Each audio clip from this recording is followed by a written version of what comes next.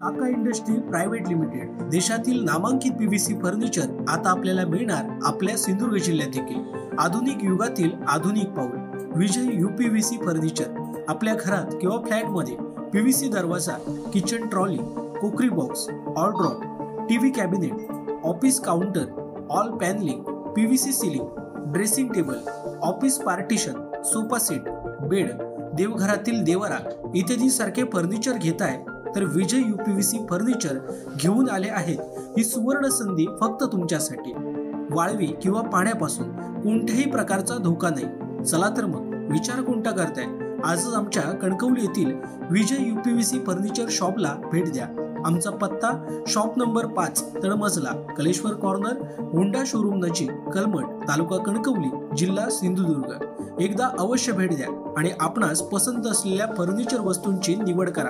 आमच्या फर्निचर बाबत अधिक माहिती जाणून घेण्यासाठी www.kakaprofile.com या वेबसाईटला भेट द्या किंवा अधिक माहितीसाठी 9420206340 किंवा 9256566256 किंवा 9588487928 या संपर्क क्रमांकावर संपर्क करा।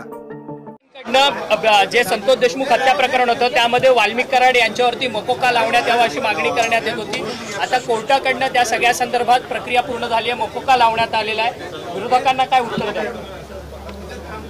ज्या दिवशी ही घटना घडली त्या दिवसापासून राज्याचे मुख्यमंत्री, दोन्ही उपमुख्यमंत्री आम्ही सगळ्यांनीच ठरवलेलं होतं कुणालाही त्या हायगाई करायची नाही। जे दोषी असतील, जे कोणी त्याच्याशी संबंधित असतील, कुणीही असलं तरी त्यांच्यावर कारवाई करायची आणि त्या दिवसापासून ह्या गोष्टीला सुरुवात झालेली आहे। एक आहे की महिना होऊन गेला, त्यांचं कुटुंब देखील, त्यांची पत्नी असेल, त्यांची मुलगी असेल, त्यांचा भाऊ असेल, ते पण थोडे चिंतेत आहे की बाबा पुढं काही होतंय का नाही, होतंय की नाही, होतंय की नाही। वास्तविक यंत्रणा, पोलीस यंत्रणा पोलिसांचं काम करते, CID मार्फत करते, SIT मार्फत करते, अशा या सगळ्या गोष्टी तिथं चालू आहेत। न्यायाधीशांच्या मार्फत देखील त्याची चौकशीच्या बद्दलचे स्वतः मुख्यमंत्र्यांनी शब्द दिलेत। आम्ही सगळ्यांनी तिथं अशी भूमिका घेतली, जे कोणी दोषी असतील त्यांना अजिबात त्याच्यामध्ये थारा द्यायचा नाही, कारण ही निगरूण हत्या ही शिवशाहू फुले आंबेडकरांच्या महाराष्ट्रामध्ये कुणीच खपून घेणार नाही आणि त्याच्यामुळं कुणीही दोषी असेल तर त्यांचे धागेदोरे चौकशीमध्ये मिळाले तर त्यांच्यावर ॲक्शन घेतली जाणार आहे। हे स्वतः एकनाथराव शिंदेंनी पण काल का परवा साताऱ्यामध्ये सांगितलं।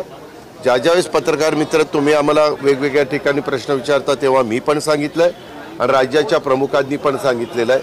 खरोखरीच ही घटना अतिशय निगरूण आणि माणुसकीला काळीमा फासणारी अशा प्रकारची आहे।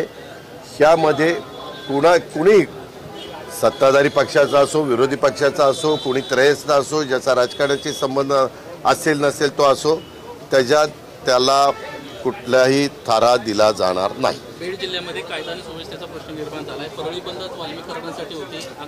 परळीमध्ये सर्वजण म्हणजे रॉकेल ओतून अंगावर घेण्यापर्यंत प्रकार घडले। पालकमंत्रीपदासंदर्भात तिथं अतिशय चांगले SP पाठवलेले आहेत। पत्रकार मित्रांनो, तुम्ही पण चौकशी करा की यावेळेसचा पाठवलेला SP कडक आहेत की नाही।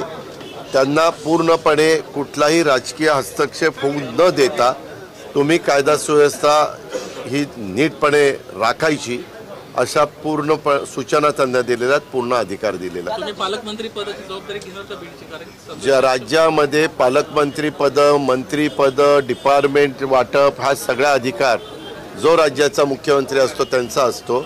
पाठीमागच्या काळामध्ये एकनाथराव शिंदेंच्याकडे तो अधिकार होता, कारण ते राज्याचे प्रमुख होते। आता सर्वांनी आम्ही देवेंद्र फडणवीस साहेबांना मुख्यमंत्री केलेलं आहे, त्याच्यावर त्यांचा अधिकार आहे।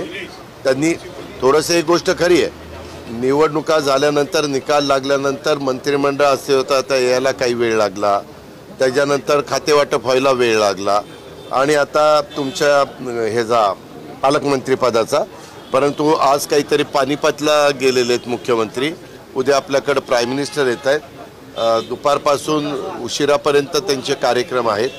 उद्या सगळ्या आमदारांना आम्हाला ते भेटणार आहेत. त्यांनी वेळ पण दिलेला आहे आणि त्याच्यामुळे मुख्यमंत्री पण दिवसभर त्यांचं वेलकम केल्यापासून त्यांना सी ऑफ करेपर्यंत त्या कार्यक्रमामध्ये राहतील दिवसभर. पण आणि डावोसला पण मला वाटतं 19 तारखेला त्यांना जायचं आहे.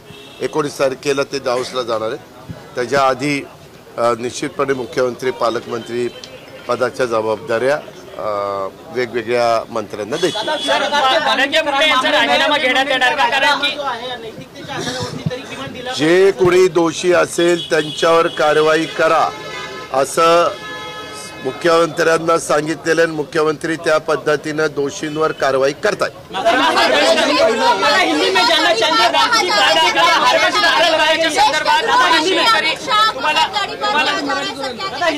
तुम्हाला शेतकरी भेटलेले होते. हार्वेस्टर अनुदानामध्ये घोटाळा झाल्याच्या संदर्भात तत्कालीन कृषी मंत्री धनंजय मुंडे यांच्या जवळचे वाल्मिक कराडांनी पैसे घेतलेत शेतकऱ्यांकडून. त्या संदर्भात हे आरोप केले गेलेले आहेत. त्याची चौकशी करण्यात यावी.